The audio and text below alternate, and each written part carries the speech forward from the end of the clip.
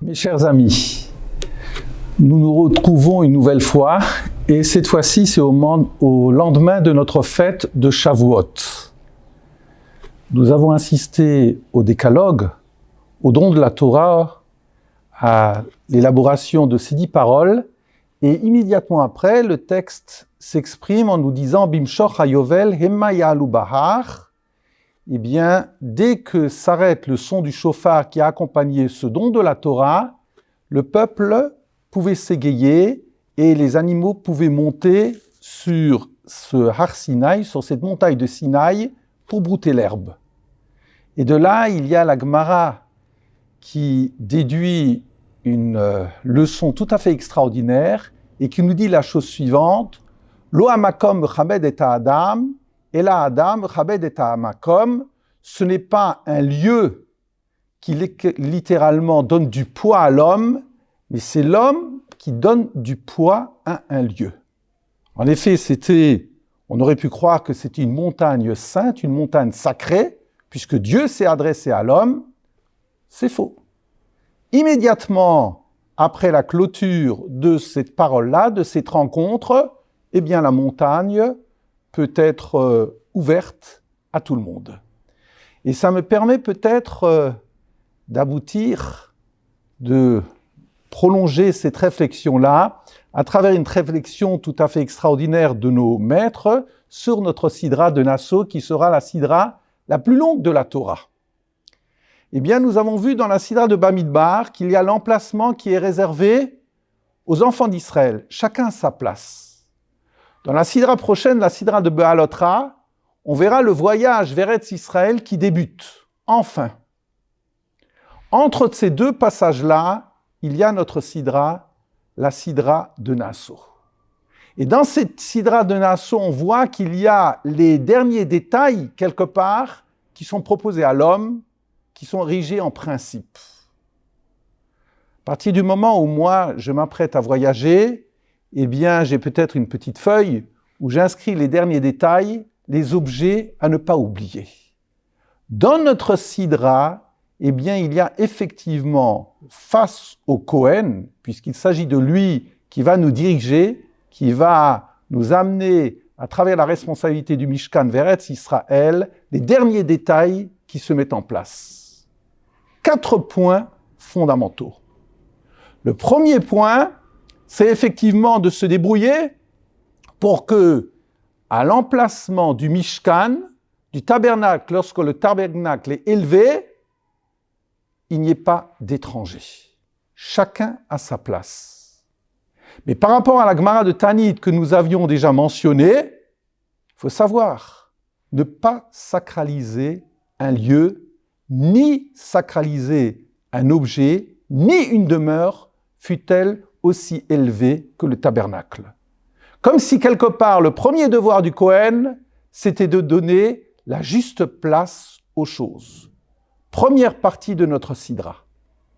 Seconde partie de notre sidra, ce que l'on appelle le Gezel Hager.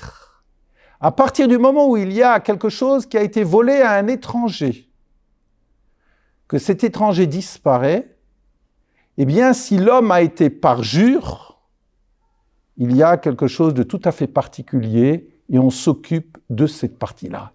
Alors que cet épisode avait déjà été amené, avait été déjà enseigné à la fin de la sidra de Vaïkra, on reprend cela pour 2 nouveautés. Et une nouveauté, c'est qu'ici, il s'agissait d'un dépôt, d'un don qui a été réalisé par une personne et que celui qui a bénéficié de ce dépôt-là est parjure.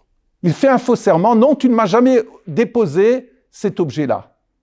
Et ici, on précise, on reprend cet épisode-là pour nous indiquer qu'il s'agit d'un guerre, d'un étranger qui disparaît sans laisser de successeur.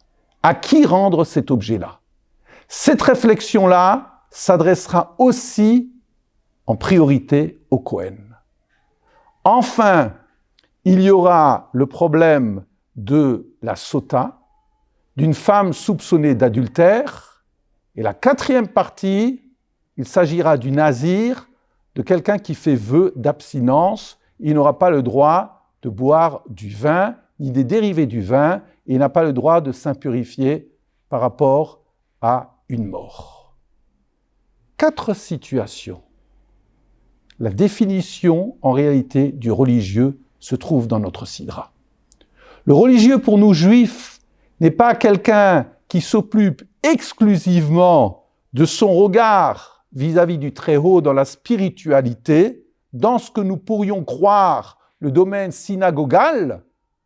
Au contraire, le Kohen a la mitzvah de régir ces 4 domaines-là, d'être capable de définir ce qui est sacré et ce qui n'est plus sacré, d'être capable d'avoir un regard et une écoute vis-à-vis d'un vol, d'une spoliation, vis-à-vis d'un étranger dont plus personne ne s'occupe puisqu'il a disparu et il ne laisse pas des successeurs, il ne laisse plus des successeurs. Le problème d'un couple qui est en déshérence, eh bien le Kohen doit être là pour entendre et peut-être pour essayer de proposer une solution. Et enfin, à l'autre extrême, celui qui justement veut faire vœu d'abstinence et de s'éloigner quelque part symboliquement des plaisirs de ce monde où cela est aussi particulièrement dangereux. Lorsque le Kohen est capable de trouver le moyen terme dans ces 4 domaines-là, eh bien, immédiatement après sera prononcée la fameuse bracha, la birkat Kohanim, Yevarecha Hashem v'yishmerecha, que Dieu te bénisse et te protège, que Hashem lève son visage vers toi et te soit favorable et qu'il nous donne la paix. C'est ce que nous souhaitons pour chacun d'entre nous. Shabbat Shalom à tous et une refoua shelema pour nos malades.